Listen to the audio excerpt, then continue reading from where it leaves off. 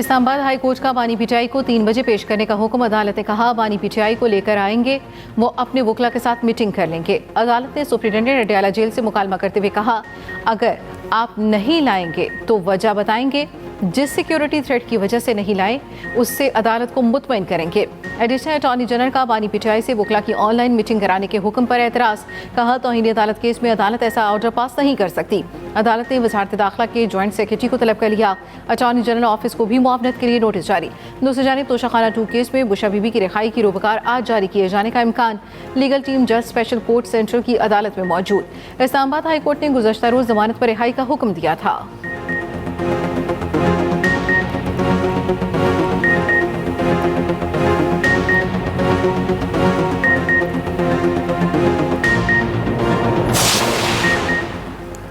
लोग हमारे अमाल देख रहे हैं और तारीख कभी मुआफ़ नहीं करती। जस्टिस मंसूर अली शाह का चीफ जस्टिस काजी फायज ईसा को लिखा गया खत मंजर आम पर आ गया।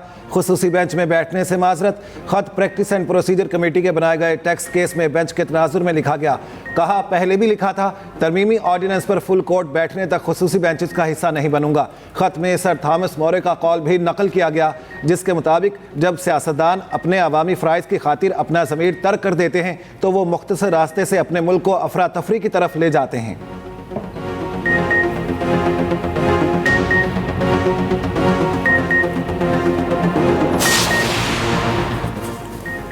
सुप्रीम कोर्ट के आईनी बेंचेस को मुकदमात की मुंतकिली का सिलसिला जारी। अदालत ने इस्लामाबाद में शुफा से मुतालिक मुकदमा आईनी बेंच को भिजवा दिया। नए चीफ जस्टिस याहिया आफरीदी ने कहा कि रजिस्ट्रार ऑफिस को आईनी बेंच के हवाले से पॉलिसी दे दी है।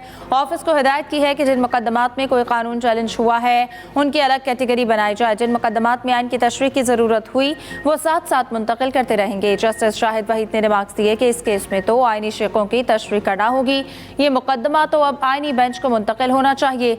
नए चीफ जस्टिस याहिया आफरीदी की सरबराही में 3 रुकनी बेंच ने समाअत की।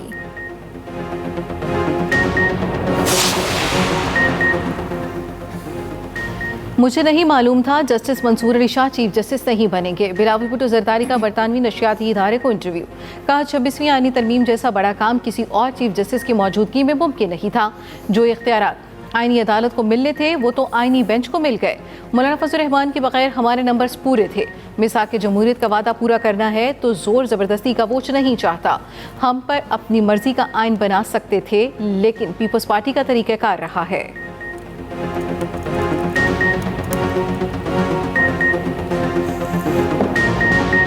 पाकिस्तान स्टॉक मार्केट में नया रिकॉर्ड। इंडेक्स 88,000 की नफसियाती हद उबूर कर गया। सरमायाकारों का एतमाद आसमान की बुलंदियों पर। इंडेक्स 800 से ज़ायद पॉइंट्स को छूकर वापस 87,875 की सतह पर ट्रेडिंग।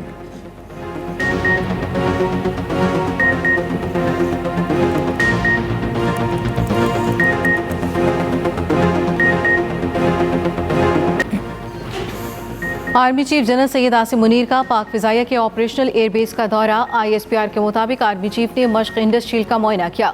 मश्क इंडस्ट्रील 2024 खत्ते की सबसे बड़ी कसीरुल-क़ौमी मश्क है।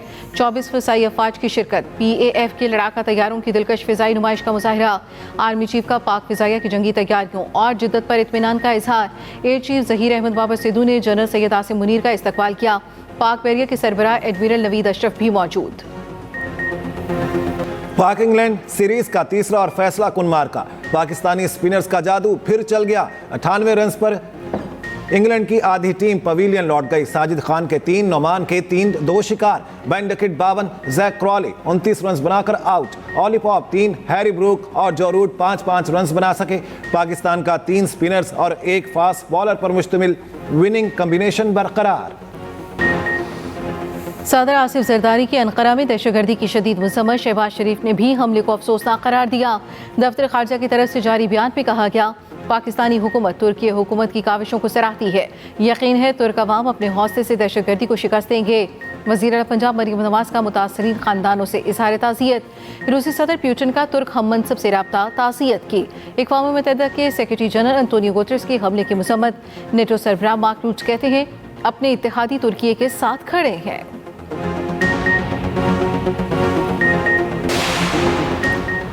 अमरीकी ऐवान नुमाइंदगान के 60 से ज्यादा अरकान का सदर बाइडन को खत। बानी पीटीआई की रिहाई का मुतालिबा।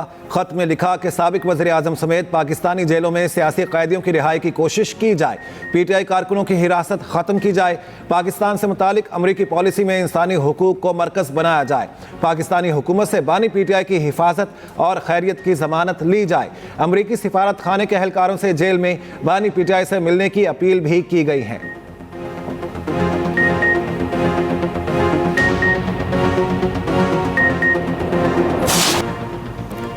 सिंध हाई कोर्ट में भी आईनी तरमीम की बाज़गश्त। Chief justice Sindh high court ने रिमार्क्स दिए कि अब वो वक्त गुजर गया जब हम मफाद आमा से मुताल्लिक़ केसेस सुना करते थे। आपको मजीद रिलीफ देने के लिए हम आज खुद नोटिस ले लिया करते थे। कानून जैसा भी हो, हम यहाँ पर कानून पर अमल करने के लिए बैठे हैं। शहरियों को SOPs के मुताबिक गैस कनेक्शन फराहम करने का हुक्म।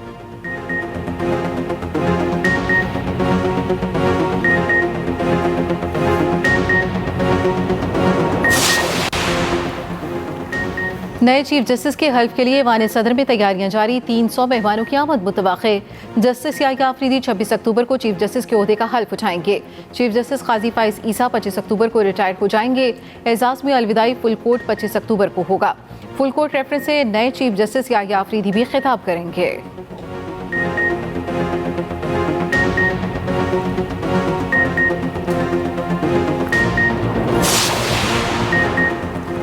पाकिस्तान को कर्जों की अदायगी पर चीन ने हौसला अफजा जवाब दिया।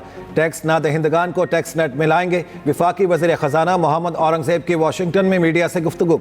डायरेक्टर IMF से भी मुलाकात। मोहम्मद औरंगज़ेब ने कहा, पेंशन की जिम्मेदारी पाकिस्तान के लिए बहुत बड़ा मसला है। विफाकी हुकूमत के अखराजात का हजम भी कम किया जा रहा है। खसारे में चलने वाले इदारों की निजकारी होगी। G24 वज़रा इजलास से खिताब में वज़ीर ख़जाना ने कहा, तरक्की पजीर ममालिक पर कर्जों का ज़्यादा बोझ है, ये मसला हल करने की ज़रूरत है। वज़ीर ख़जाना की सऊदी हममंसब से भी मुलाकात। दो तरफ़ा तिजारत बढ़ाने समेत दीगर उमूर पर गुफ्तगू। सिटी बैंक के वफ़द से भी मोहम्मद औरंगज़ेब मिले। मुख्तलिफ शोबों में इस्लाहात पर गुफ्तगू।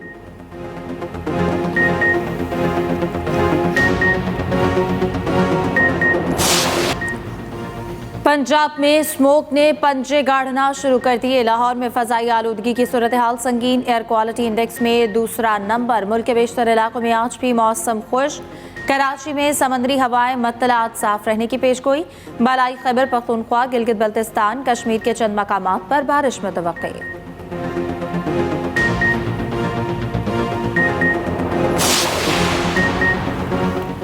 कराची में गिजरी मुबारक मस्जिद के करीब गाड़ी पर फायरिंग। 30 साला उमैर नामी शहरी जाम हक। पुलिस के मुताबिक करीब मौजूद चौकीदार का बयान रिकॉर्ड कर लिया गया। चौकीदार ने बताया, कार सवार 20 मिनट तक किसी से फ़ोन पर बात करता रहा। इस दौरान मोटरसाइकिल सवार मुलजिमान ने फायरिंग कर दी। मकतूल से कोई चीज़ लूटी नहीं गई।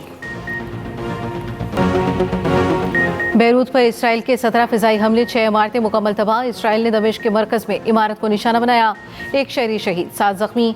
हिजबुल्लाह ने इसराइल को अस्तहा साज फर्म को रॉकेट से निशाना बना डाला। तेल अबीब और मज़ाफ़ात पर रॉकेट दागे। हिजबुल्लाह का अब तक 70 सेहूनी फ़ौजी मारने का दावा। इसराइल ने 50 फ़ौजी मारे जाने की तस्दीक कर दी। दूसरी जानिब गजा में इसराइली फ़ौज की बमबारी, मज़ीद 20 फ़लस्तीनी शहीद। इसराइली फ़ौज का जबालिया में ड्रोन हमला, पुलिस सरबराह शहीद। गजा में पोलियो वैक्सीनेशन की मुहिम रोक दी गई। ब्रिक्स तंजीम का सरहदी तनाज़ात हल करने के लिए लाहे अमल बनाने पर इत्तेफाक। इजलास के बाद मुश्तरका एलामिया जारी। आलमी तिजारत और मैशत पर यकतरफा पाबंदियों पर इजहार तशवीश। अजनास के तिजारती प्लेटफॉर्म की रूसी तजवीज़ का खैर मकदम। गजा और लबनान में इसराइली कार्रवाई रोकने का मुतालिबा।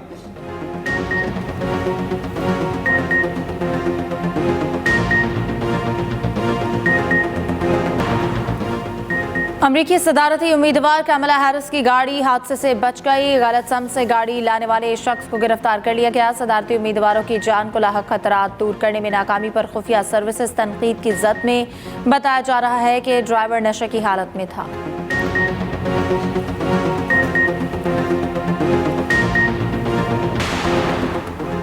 दुनिया भर में आज अक़वाम मुत्तहिदा का 79वां दिन मनाया जा रहा है। अक़वाम मुत्तहिदा का क़याम दूसरी आलमी जंग के अख्तिताम पर अमल में आया।